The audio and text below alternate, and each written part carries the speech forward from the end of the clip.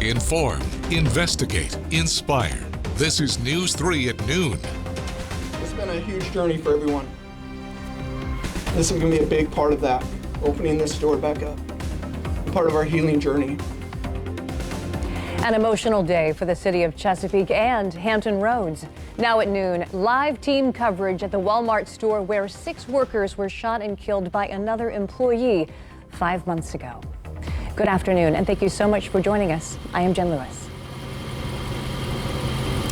And I'm Jessica Larche here live at the Greenbrier Walmart in Chesapeake off Battlefield Boulevard, where, Jen, as you mentioned just moments ago, the store reopened for business, reopened for customers for the first time in 5 months since that November night when a store manager here opened fire inside the break room and killed 6 employees, killed 6 members of our community. Before we move forward and show you how everything unfolded here today, we have to take a moment to pause and recognize the lives we lost nearly 5 months ago to today. And we'll show you their images, the 6 members of our community who just went to work 2 nights before Thanksgiving last year, only to never return home. Brian Pendleton, Kelly Pyle, Lorenzo Gamble, Randy Blevins, Tynika Johnson, and Fernando Jesus Chavez Barone, the 6 lives that were honored here today on many hearts and minds before the store reopened.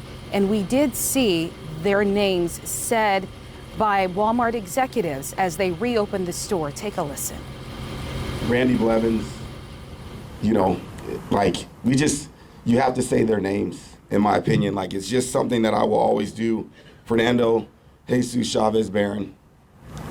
Like, they just mean so much to me as we keep going down the list. Lorenzo Gamble, Kelly Pyle, Brian Pendleton, and last but not least, Tynika Johnson. Those are the 6 unfortunate souls involved. But I know they would be happy. Yeah, I called you right there. The 6 souls we lost, we cannot say their names enough. We heard from many Walmart executives, members of the community, several people you can see, associates there, wiping tears from their eyes, We also heard from Chesapeake Mayor Rick West, who came out here today, as you can see on your screen. Here are his remarks. I came with prepared remarks and thought that they would be, appropriate to do. But once I felt the emotion of this manager, the bishop's prayer, singing of the national anthem, I mean, how could you not have emotions just overflowing? I'm excited about seeing it and experiencing coming back and forth because, like I say, I leave work and I come here. Yeah. Yes. So I'm excited. And again, that was the range of emotions that we saw there today. Miss Covenant, who you just saw right there, one of dozens at the front doors when the store reopened this morning at 10 a.m. For many customers, this is where they get their groceries for the week, and the store's closing meant they had to travel farther. But again, a range of emotions balancing the reopening and moving forward, and also with the heavy weight of realizing 6 people lost their lives here because of the rampage of a store manager here at the Walmart. I want to bring in my colleague, News 3 anchor Pari Cruz, who is joining me live here at the Greenbrier Walmart this afternoon. Pari, you got a special inside look at what this Walmart looks like now.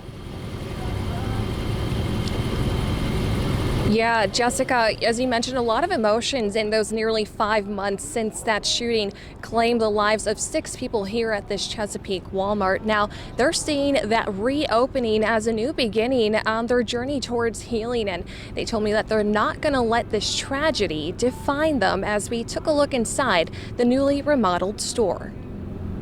When you work in a Walmart store, it becomes your home and your family. So it was really great experience that we were able to come back. Store manager Alicia Mixon spoke to us on a private tour of the newly remodeled Chesapeake Walmart after the tragic shooting took place here back in November. The situation was the most challenging, but I think it really showed me that people come first, and the relationships and the bonds that you build with each and every person that you encounter really do make a difference. When customers first walk in, they'll be greeted by this beautiful new mural of a blue heron and the Jordan Bridge, which represent the city. And as I walked the aisles of the store, I noticed it underwent a complete transformation. This is the octagon. From having a new layout, interactive features, and signage to other upgrades. What has it been like for you to see all of these changes come to fruition from beginning to end? It's actually been pretty amazing for me. Really, Walmart really allowed me to do the store the way the community needed it to be done. And I was very, very happy to have a seat at the table for that. So I'm just excited now that I'm excited about it. I want to see how the customers react to it. The store has also built this memorial space featuring these 6 benches for each of the 6 lives lost that day. It's a little bit of a loss, right? So when you lose an associate, no matter the reason, it's a part of your family.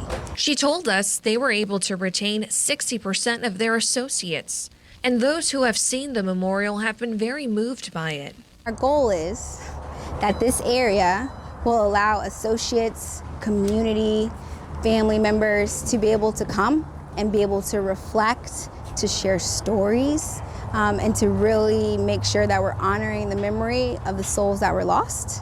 Alicia says she hopes it helps them on their journey towards healing. Imagining what happened here 5 months ago does still sometimes,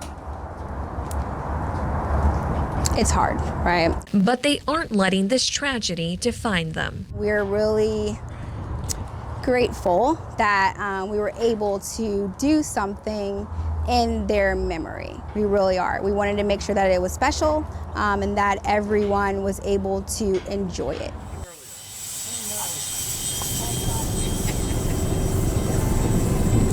Now, since the store reopened today at 10 a.m., the memorial has been open for the community to come and check it out. Now, there aren't any names of the victims inscribed on any of the benches here, nor are there any plaques or anything in particular that would let you know who passed away here that tragic night in November.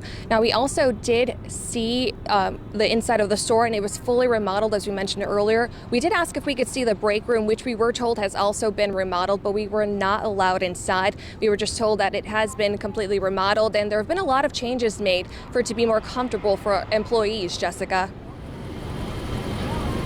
And Pari, we know that some people are excited to see the store reopen. Some people are heartbroken and feel like they were slighted as the store reopened. You talked to the mother of one of the lives lost here. What did she have to say? Yeah, Jessica actually spoke exclusively to the mother of Lorenzo Gamble, who died that night of November 22nd here at the mass shooting. Now, she told me that she was very upset and she still can't believe that she lost him and misses him terribly. No, I don't plan to use Walmart anymore. I just can't do it because I think my son should have been alive today. If it wasn't for the situation, if things have, if he was a problem manager, he should have been, and everybody was complaining about him, it should have been taken care of. But it seemed that it wasn't taken care of.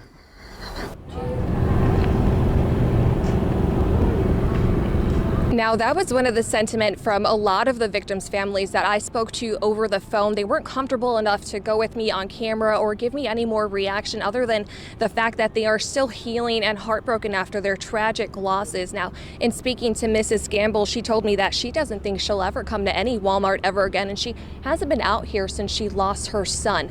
Now, something I did see here earlier today at the reopening ceremony was something very interesting. Some of the Walmart employees were wearing t-shirts with the names of all of those victims, and it seems that that is something that they've really wanted to drive home here, is that they are a family here and that they will continue to heal as one. Jessica. Pari, saying their names, one of the most important things that people are doing here today. And Pari, we have to talk, you mentioned the concern of how Walmart is handling this.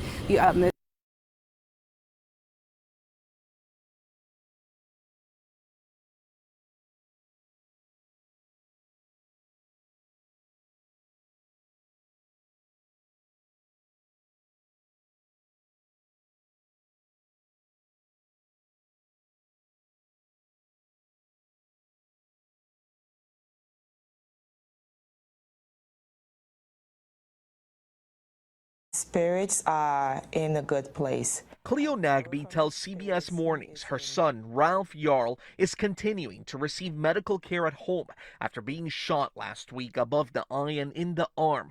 His family says it happened Thursday night in Kansas City, Missouri, after the high school junior went to the wrong house to pick up his younger siblings. So it was about 9:45. I'm like, Ralph, can you please pick up your brothers for me? Being the kid he said, okay. Jarl went to Northeast 115th Street instead of Northeast 115th Terrace, a block away. The man accused of shooting him, 84-year-old Andrew Lester, is facing 2 felony charges, armed criminal action and first-degree assault. I can tell you there was a racial component to the case. According to the probable cause statement, Lester told police he thought someone was breaking into his house. Just being black has been seen as a threat often in this country. Jarl is an honor student and an all-state band member. No teenager is a perfect teenager, but I'll tell you what Ralph and I will argue about. Ralph and I will argue about, Ralph, can you put the sheet music down and do your English homework? Mom, I don't want to do my English homework because it's boring. That's what we argue about. His mother says Yale has asked him to apply to their school twice. Cristian Benavides, CBS News. Gun violence can intersect with domestic violence, often resulting in tragedy. News 3 investigator Zach Dahlheimer takes a look at the growing numbers in Hampton Roads and the link between domestic violence and mass shootings. That's next.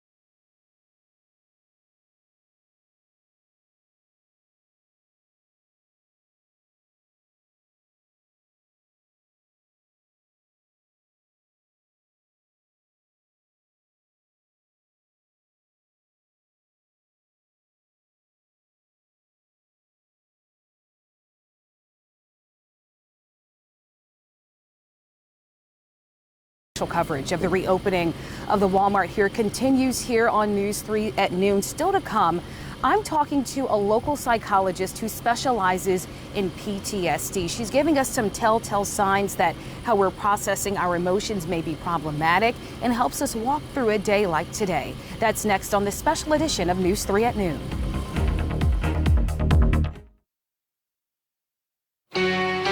It's 12:18 and welcome back as we continue our coverage this afternoon of the reopening of the Walmart in Chesapeake.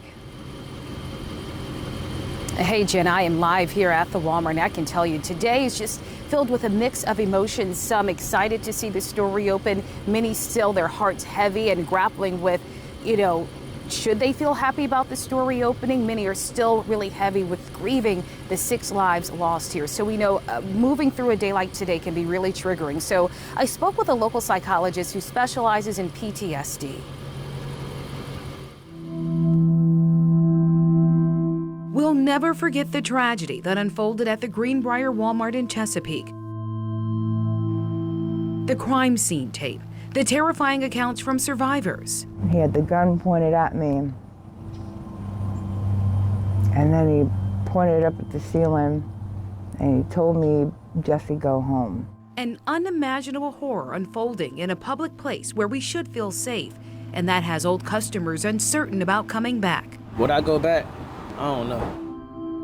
That anxiety, that heart racing, that shaking a little bit, that second guessing, should I even go to Walmart? Like, those responses are definitely normal. Hampton Roads psychologist Dr. Christy Norwood specializes in PTSD. She tells me the increases we're seeing in mass shootings, like the Walmart in November, the UVA shootings a few weeks earlier, and the Virginia Beach Municipal Center shooting in 2019 can spark fear of public places. Is it normal for us to have that response that maybe we're afraid to go to a Walmart or an entertainment venue or a football game? Yeah, absolutely. It is definitely normal to have that reaction. Anytime we have a stressful experience, let alone a traumatic event, or even if we're just constantly hearing about those experiences that were lived by other people, it can impact us. The challenge is when we stay there, right? Where we say, I'm no longer going to any grocery store ever again. I'm no longer going to any movie theater, right? It's never safe for me to be around any other human being because something traumatic may happen. Dr. Norwood says it's okay to set boundaries, but we should get help before it becomes an obsession. I may avoid places or reminders of the trauma, and so essentially it shrinks my life. Over time, it can kind of feel like you're in a prison because you're limited to certain spaces. Dr. Norwood says therapy can help you see the entire picture when pain is taking center stage. But if we kind of open it up to the entire world, the number of people that go to the grocery store every day don't experience that level of trauma. You can ultimately get your life back. You can eventually start to actually live a life where you may still feel some of those symptoms, but at least you're not limited by the event or the events that have happened.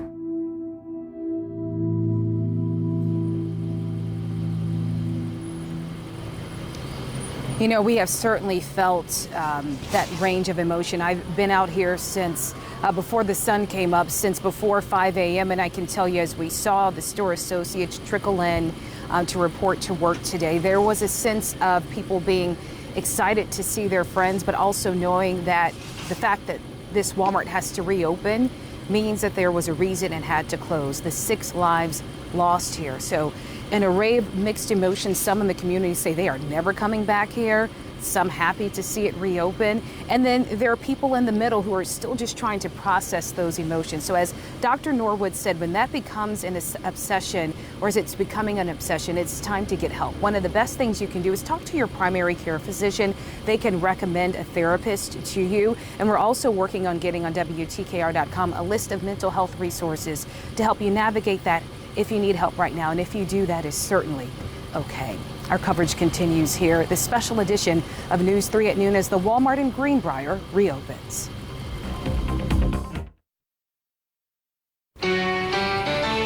We have been staying on top of the Chesapeake Walmart reopening all day, nearly 5 months after a mass shooting took 6 lives, plus the shooters. And we find our Jessica Larche live from that Walmart where she's been all morning. Jessica. And Jen, a range of emotions here, and our coverage continues. Tonight on News 3 at 5, we will have live team coverage from here at the Walmart with reaction from customers who are coming back to the store and the family of those we lost here at the Walmart and how they're feeling about a day like today, Jen. Yes. And don't forget, when we're not on TV, you can still find us on our streaming channel on Roku, Apple, Android, and Fire Stick. We're always at WTKR.com and the News 3 app. And our next newscast, as Jessica said, it's coming up at 5 p.m. I hope you have a great afternoon, and thank you so much for joining us for this special edition of News 3 at noon.